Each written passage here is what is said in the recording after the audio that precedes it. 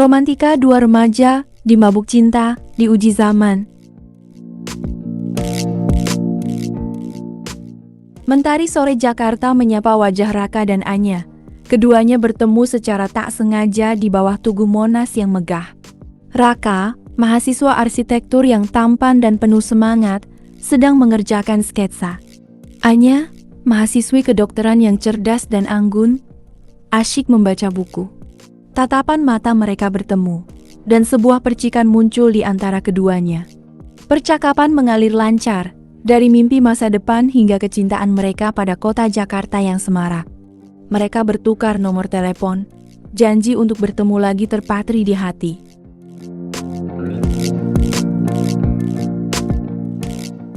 Kencan pertama mereka di Taman Mini Indonesia Indah terasa magis. Mereka menjelajahi aneka rumah adat, tertawa lepas, dan berbagi cerita tentang keluarga dan masa kecil. Di tengah keindahan alam miniatur Indonesia, cinta mereka mulai tumbuh subur. Raka, dengan tangannya yang hangat, menggenggam tangan Anya.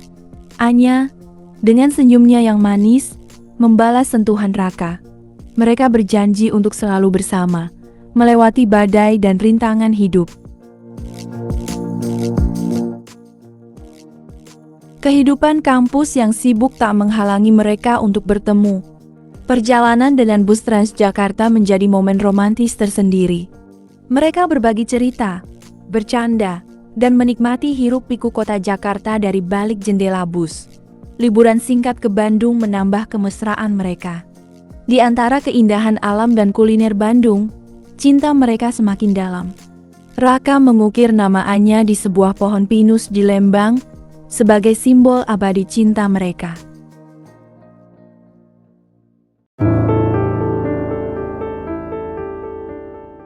Liburan ke Puncak Bogor menjadi titik balik. Di tengah keindahan alam pegunungan, Raka dan Anya menghadapi ujian pertama. Kehadiran Dimas, teman kampus Anya yang tampan dan kaya raya, membuat Raka cemburu. Dimas gencar mendekati Anya, menawarkan segala hal yang Anya inginkan. Raka merasa terancam. Ia merasa kurang mampu memberikan hal yang sama. Pertengkaran kecil terjadi, dan benih-benih ketidakpercayaan mulai tumbuh.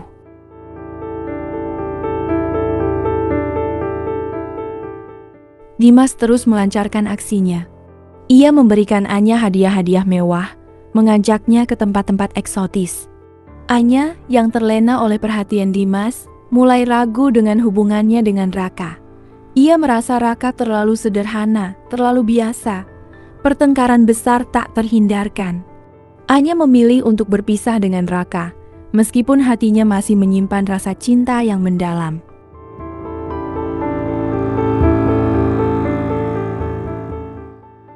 Setelah berpisah, Anya merasa hampa. Kemewahan yang ditawarkan Dimas tak mampu mengisi kekosongan di hatinya. Ia menyadari bahwa cinta sejati bukanlah tentang materi, melainkan tentang ketulusan dan pemahaman.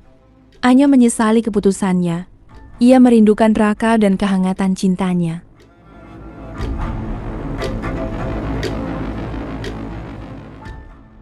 Secara tak sengaja, Anya bertemu Raka di sebuah pameran arsitektur. Raka, yang telah menerima kenyataan, terlihat lebih dewasa dan matang. Mereka berbincang panjang, saling mengungkapkan penyesalan dan kerinduan. Anya mengakui kesalahannya. Ia menyadari bahwa cinta Raka jauh lebih berharga daripada segala materi di dunia.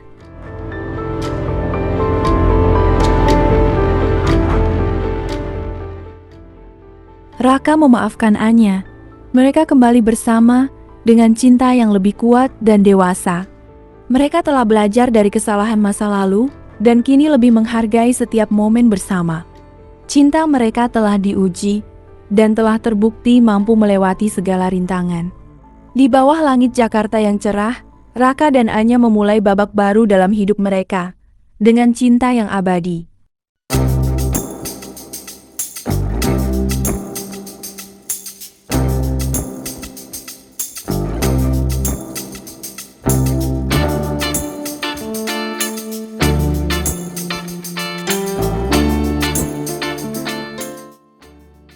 Hari kelulusan tiba.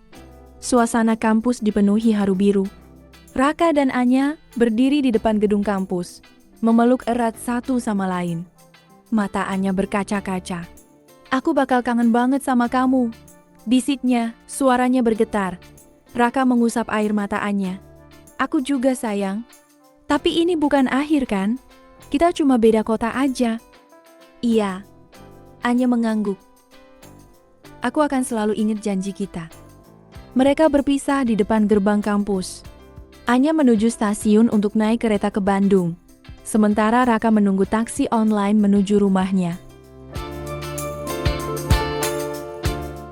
Di perjalanan, Anya terus mengingat kembali kenangan indah mereka bersama.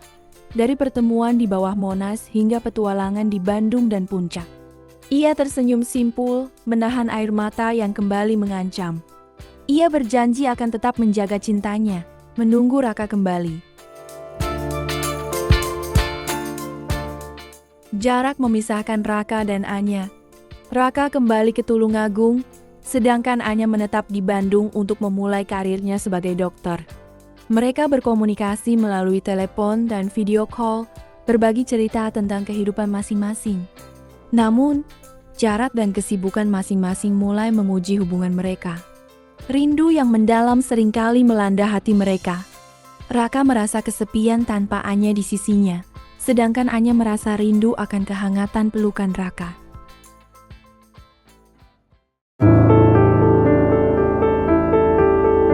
Di Bandung, Anya bertemu dengan rekan kerjanya, seorang dokter muda yang tampan dan perhatian bernama Bagas. Bagas seringkali membantu Anya dalam pekerjaannya, memberikan dukungan dan semangat. Anya merasa nyaman dengan kehadiran Bagas. Namun ia selalu mengingat janjinya pada Raka. Ia sadar bahwa perasaannya pada Raka masih sangat dalam. Ia berusaha untuk menjaga jarak dengan Bagas, fokus pada karirnya dan hubungan jarak jauhnya dengan Raka.